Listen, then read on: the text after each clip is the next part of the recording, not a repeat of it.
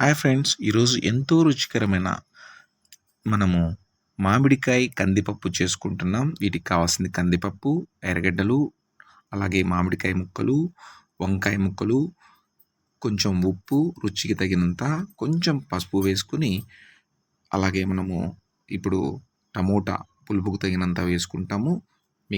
మనం cooker close చేసేసి 3 whistles వచ్చిన తర్వాత ఈ విధంగా మెదుపుకున్నట్లయితే కందిపప్పు చాలా బాగుంటుందండి. తర్వాత మనము దీనికి తిరువాత వేసుకుంటాము. ఉప్పు తగినంత వేసుకొని, పోపు గింజలు వేసుకొని చేసుకున్న తర్వాత దీనికి ఈ సీజన్లో మాత్రమే అవకాశం ఉంటుంది కాబట్టి ప్రతి ఒక్కరూ ట్రై చేయండి. మామిడికాయ పప్పు చాలా రుచిగా ఉంటుంది. తినేకొద్దీ ఇంకా తినాలనిపిస్తుంది.